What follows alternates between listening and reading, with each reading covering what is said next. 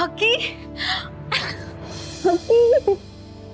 तू आलास फायनली. हक्की finally we are together.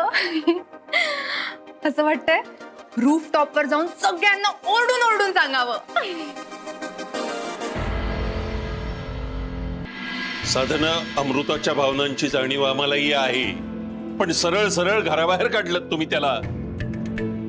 एका अक्षरानेही आमच्याशी सल्लामसलत केली नाही. आम्हाला अजिबात आवडलेलं नाहीये हे. तुम्हाला पटलं नाही हे मान्य आहे मला, पण मग अशा वेळेला काय करायला हवं होतं? उघड्या डोळ्याने आपण आपल्या अक्षयची मनमानी सहन करायची होती. आणि अमृताचं काय चुकलंय सांगा ना मला. अक्षय पायी तिने इतकं का सहन करायचं? सर्वतोपरी तिने अक्षयला मदत केली, अगदी त्याच्या मूर्खपणातही तिने भर घातली, मान्य आहे मला. पण जीव तोडून त्याच्यावर प्रेम करते होती, आणि अशा वेळी आपण काय करायचं? आणि ह्या सगळ्याच्या बदल्यात अक्षयने तिला काय दिलं? तो आजारी होता तेव्हा हीच त्याच्या पाठीशी उभी राहिली ना. रात्रंदिवस सेवा केली हिनं त्याची परतफेडी अशी केली अक्षयनं. आणि हे आपण सगळं सहन करायचं का? चूक आपल्या मुलाची आहे तेव्हा शिक्षाही त्यालाच व्हायला पाहिजे, हिला नाही. त्याला त्या मुलीशी लग्न करायचंय ना, करू दे. त्याला जर तिच्याबरोबर राहून सुख मिळणार असेल तर राहू दे त्याला सुखी.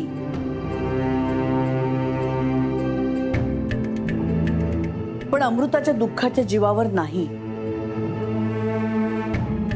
ती मुलगी त्याची बायको होऊ शकते, पण आपल्या घरची सून नाही होऊ शकत.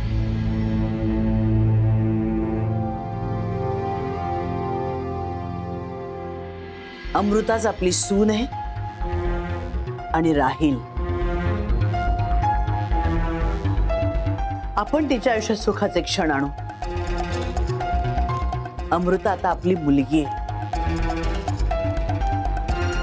अक्षयच्या जबरदस्तीच्या नात्यातून आपण तिला मोकळं करूया. मी करून देईन दोघांचा घटस्फोट. नाही, असला अभद्र निर्णय घरात आजपर्यंत कोणीही घेतलेला नाही, आणि तुम्हीही तो घेऊ शकत नाही. मान्य आहे, अमृताची जबाबदारी 100% आपल्यावर आहे, आणि मी ते नाकारत नाही. पण म्हणून घरातल्या रक्ताच्या माणसाला, वंशाच्या दिव्याला तुम्ही अशा पद्धतीने घराबाहेर काढू शकत नाही. इथे घरात ठेवूनही त्याला आपण धडा शिकवू शकलो असतो. मला तुमचं हे वागणं अजिबात मान्य नाही.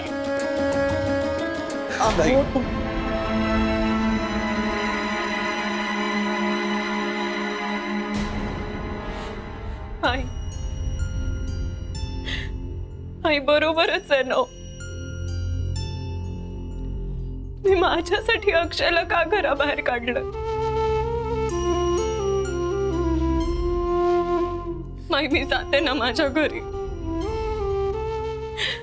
आई शेवटी कियारा अक्षयची बायको, आणि म्हणून या घरची सून होते. मी नाही अक्षयची बायको. मग मी कशी थांबू इथे? आई अक्षयमुळे मी या घराशी जोडले गेले होते ना. प्लीज अक्षयला परत बोलवून घ्या. कियाराला मोठ्या मनाने सून माना. मला जाऊ द्या. माई, माझ्यामुळे अण्णा तुम्हाला बोलतायत ना, नाही सहन होत. हिनीच जायला पाहिजे होतं. हिनीच निघायला पाहिजे होतं घरातून. माई, अक्षयला तुम्ही असं घरातून बाहेर काढायला नको होतं. साधं घरातून कोणाला बाहेर जायचं असेल तर तुमची परवानगी घेतल्याशिवाय कोणालाही जाता येत नाही ना.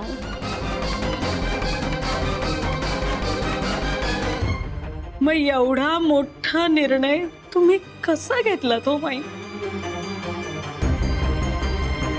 काय भूल घातलीस ग तू आमच्या माईंवर? आज पहिल्यांदा माई आणि अण्णांमध्ये भांडण झालंय आमच्या समोर. सुधा, प्लीज मला अडवू नका. कसं जाऊ दिलंस ग तू आमच्या अक्षयला? इतर वेळेला मोठा असा खंबीरपणाचा असा आव आणून हिंडत असतेस ना सगळीकडे. आईंचं कधी ऐकलेस तू? आज कसं बरोबर नेमकं ऐकलंस? त्यांनी सांगितलं थांब, जाऊ नको, की थांबली लगेच. आणि आमचा अक्षय मात्र स्वतःचा एवढा मोठा बंगला असताना बेघर झालाय तो आज. बेघर.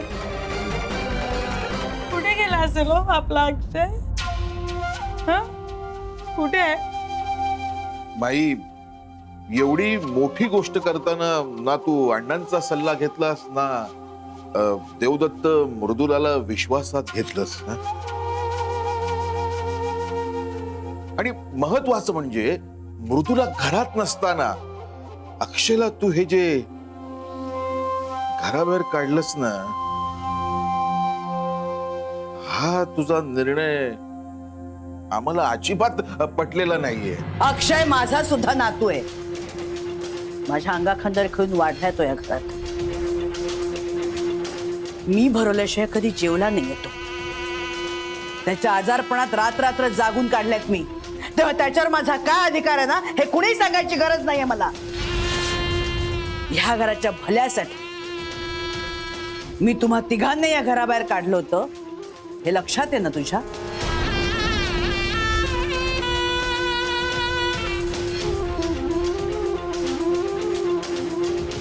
का विसरलात?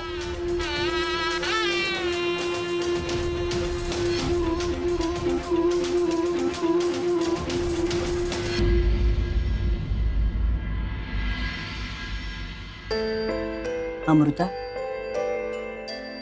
जा तुझ्या खोलीत जा. हकी तू आलास. फायनली हक्की, फायनली वी आर टुगेदर. असं वाटतंय रूफ टॉपवर जाऊन सगळ्यांना ओरडून ओरडून सांगावं.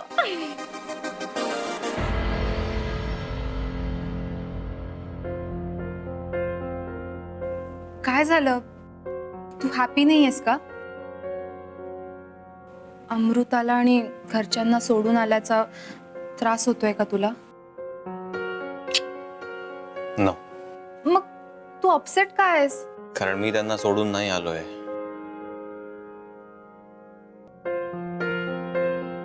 माईने मला घराबाहेर काढले. काय?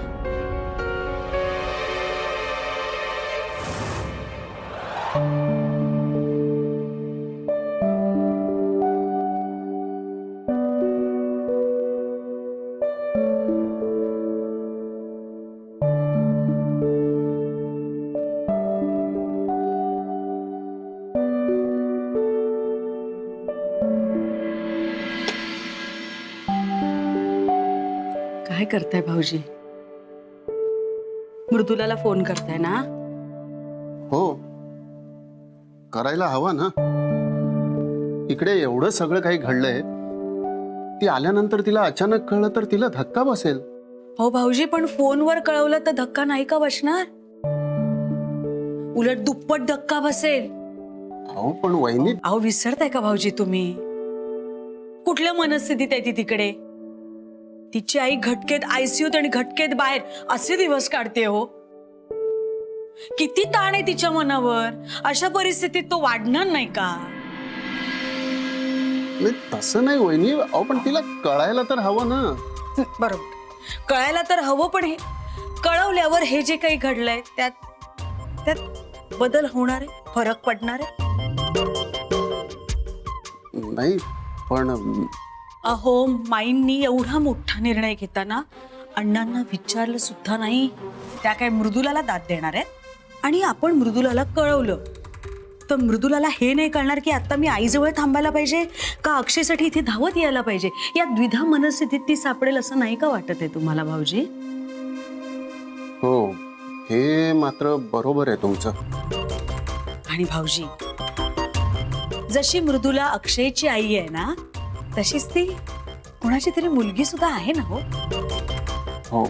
आणि समजा उद्या जर अक्षय त्याचा राग शांत झाला म्हणून घरी परत आला तर हो की नाही? आणि नाही आला म्हणजे समजा नाही आला तर तो माईंचा लाडका नातू असल्यामुळे त्या जाणार त्याला शोधायला, त्याला शोधून त्या घरी परत आणणार. रुटीन नाहीये का आपल्या घरचं हे? त्यामुळे आत्ता मृदुलाला कळवायलाच पाहिजे असं आहे का? म्हणजे पटत असेल तर बघा. पटतंय ना? हो. बरं झालं ऐन वेळेवर तुम्ही आलात आणि मला थांबवलं ते. थँक्यू. भैया, भाऊजी, आपल्या माणसाचे आभार. बरं चहा आणू? नाही नको.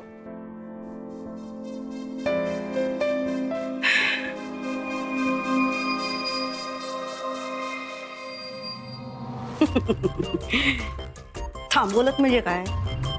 थांबवायलाच हवं होतं. नाहीतर आली असती ती मृदुला, अक्षय कुठे गेला, अक्षय कुठे गेला करत, आणि आणलं असतं शोधून त्याला परत. असं मी अजिबात होऊ देणार नाही. चांगली नकटीला बाहेर काढणार होते घराच्या, पण त्या माईंनी अक्षयलाच घराबाहेर काढलं. म्हणजे आलं ना आता नकटीला बाहेर काढायची जबाबदारी आली की नाही माझ्यावर. काढणार घराबाहेर काढणार त्या नकटीला. मरा म्हणू दोघे घराबाहेरच. एक पे एक फ्री. शाबास वसुदा, शाबास. कंट्रोल. आलीस चल कोशिंबीर वाढायला घे. काय झालं? नाही मी गेले होते सगळ्यांना बोलवायला. मग मी सगळ्यांना खूप समजावलं पण कोणालाच जेवायचं नाहीये. नाही अमृताई रडतीये ग. आणि अण्णा नाही अण्णा दारच उघडत नाहीये. मी त्यांना हाक मारली तर मला म्हणाले निघून जा. घरात एवढं सगळं काही घडलंय आणि तुम्हाला जेवणाचं कसं सुचतं? नाही फक्त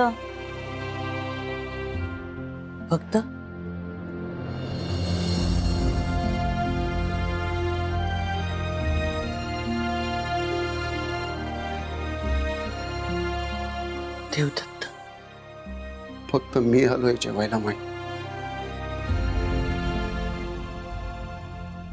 तुझ्याच लेकराला मी घरातून बाहेर काढले आणि तुला माझा राग नाही करायला. मला तुझा राग नाही आला, पण अक्षयचा मात्र राग आला. तू जे काय वागलीस ते पटलं मला. म्हणजे आधी थोडा राग आला, पण नंतर शांतपणे विचार केल्यानंतर मला जाणवलं की तू बरोबर आहेस माई. माझी बाई खोटं आणि चुकीचं कधीच वागू शकत नाही. चुकीचा आहे तो अक्षय, आणि ज्याची चूक आहे त्याला शिक्षा मिळायलाच पाहिजे. त्या एका मुलीसाठी तो सगळं घर सोडून गेला. पण माई, तू मात्र स्वतःला एकटी समजू नकोस. मी आहे पाठीशी तुझ्या. मी मृदुलाला पण समजावे आणि समजेल तिला.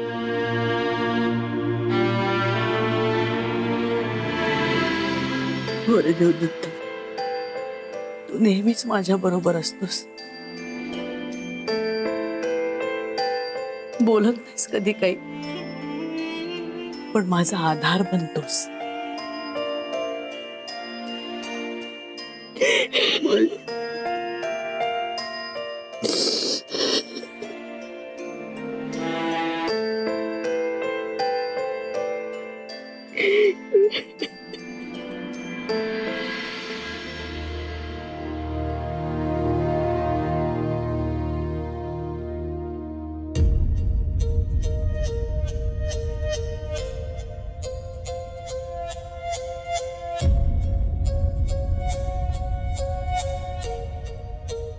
माझ्याशी काहीच बोलणार नाही आहात का? जेवायलाही तुम्ही आला नाहीत. सफरचंद तरी खाऊन घ्या ना, निदान दूध तरी घ्या. असं न खाता पिता झोपणं तुमच्या तब्येतीला चांगलं नाहीये अहो. घ्या ना. डोकं शांत झालं ना की बोला जरा माझ्याशी.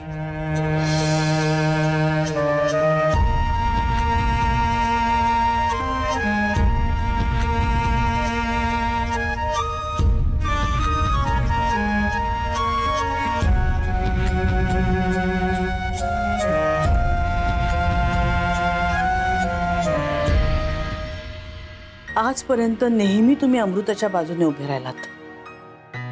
वेळेप्रसंगी मी तिची परीक्षा घेतली आणि मग आजच तुम्ही असं. अमृताविषयी आमची तक्रार नाहीच आहे मुळी.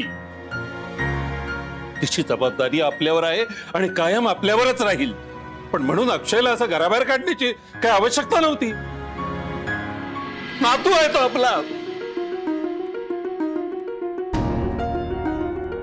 इथे 4 भिंतीत घरात राहिला असतं तर बाहेर होणारी बदनामी टळली असती. नामुष्की आणली आहे. आई भांडतायत.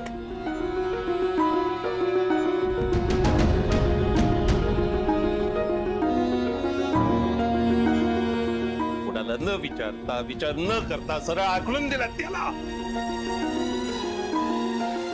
तुमच्या हातचं पाणी सुद्धा प्यायची इच्छा नाहीये मला आता.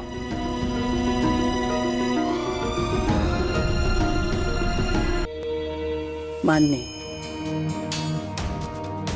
तुम्हाला काहीही न विचारता मी तडकाफडक्या निर्णय घेतला. मी जशी आज वागले तशी आजपर्यंत गाडग्यांची कुठली स्त्री वागली नाही, मान्य आहे मला. पण आजपर्यंत गाडग्यांच्या पुरुषांनी आपली मानमर्यादा ओलांडली नाही ना. ही अशी विचित्र परिस्थिती उभी केली नाही. मी जे काही वागले ते नवीन असेल, पण आपली मूल्य जपण्यासाठीच वागले ना तशी. आपल्या घराण्यात नेहमीच स्त्रीला सन्मान देण्यात आलाय. हेच आपल्याला जिजीने आणि मामांजीने शिकवलं. आणि अक्षयच्या मनमानी पायी अमृताची फरफट होते हे आपण सहन करायचं होतं. अक्षयच्या ऐवजी जर अमृता अशी वागली असती तर तिला ठेवलं असतं का तुम्ही आपल्या घरात? सांगा ना.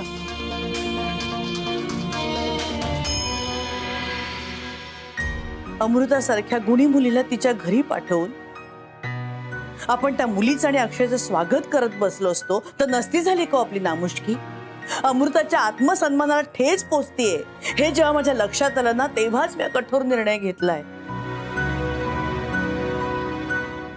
आणि समाजाचं जाऊ दे, पण आपण जेव्हा आरशासमोर उभं राहू तेव्हा आपण तरी स्वतःच्या नजरेला नजर देऊ शकू का?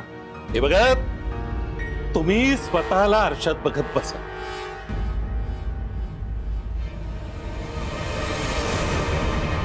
आमच्या नजरेतून तुम्ही आता पूर्णपणे उतरला आहात. तुम्हाला वाटत असेल आमची चूक होते. आपली दोघांची ही तोंड 2 दिशेला आहेत.